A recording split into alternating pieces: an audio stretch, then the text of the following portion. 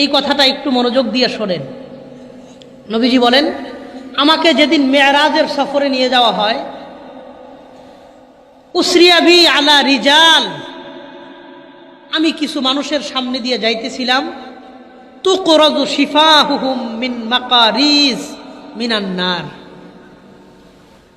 আগুনের কেচি দিয়া তাদের ঠোঁটগুলো আল্লাহ কাটতেছেন। নাউজুবিল্লাহ। তুকরাজু শিফাহুহুম বিমাকারিজ মিনান নার, জাহান্নামের আগুনের কেচি দিয়া তাদের দুইটা ঠোঁট আল্লাহ কাটতেছেন। যখনই ঠোঁট কাটে আবার ঠোঁট জোড়া লাগে, আবার কাটে আবার জোড়া লাগে।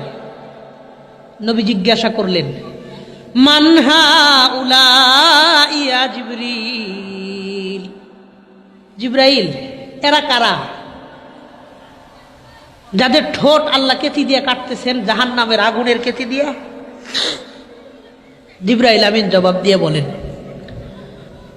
উলাইকা খুতাবাউ উম্মাতিকা ইয়া রাসূলুল্লাহ আল্লাযীনা ইয়া'মুরুনা আন-নাসা বিল বিররি ওয়া তানসাউনা আনফুসাকুম ওয়া ইয়ানসাউনা আনফুসাহুম।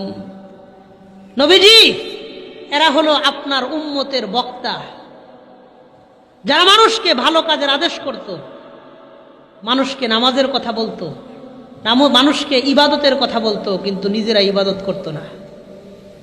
এই জন্য তাদের ঠোঁট জাহান্নামের কেচি দিয়ে আল্লাহ কাটতেছেন। নাউজুবিল্লাহ। এই জন্য আমি আপনাদের কাছে দোয়া চাই, আল্লাহ আমার মুখ থেকে ওই কথাগুলো বের করেন যেই কথার উপরে আমার আমল আছে, যেই ব্যাপারে আমার আমল নাই, ওই ব্যাপারের কথা যেন আল্লাহ আমাকে মানুষের নসিহতের জন্য না বলায়। আমিন। কত মারাত্মক কথা।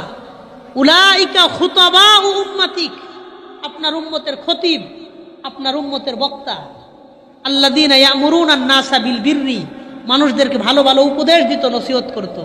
ওয়া ইয়ানসাউনা আনফুসাহুম, নিজেরা আমল করতো না। বহু মানুষ আছে রাত 2টা বাজে নামাজের কথা বলে, নিজে নামাজ পড়ে না। আছে না নাই? আল্লাহ আমাদেরকে আমলওয়ালা আলেমদের নসিহত শুনে উপকৃত হওয়ার তৌফিক দান করেন। আমিন। 3টা কথা আপনাদেরকে বললাম। 1 নাম্বার, মানুষের গীবত করবেন না। 2 নাম্বার, সুদ খাইবেন না।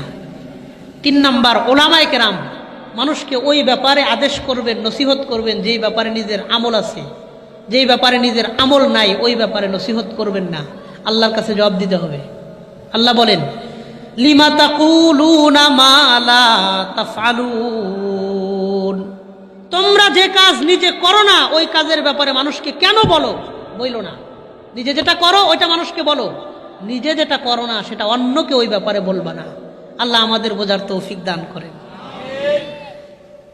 3টা ব্যাপারে আপনাদেরকে বললাম, আর 3টা কথা বলবো। মুসলিম শরীফের 320 নম্বর হাদিসের বর্ণনা। এই জন্য একজন ওয়াইজ তার মধ্যে কি কি গুণ থাকা উচিত এই ব্যাপারে আমার একটা বয়ান আছে।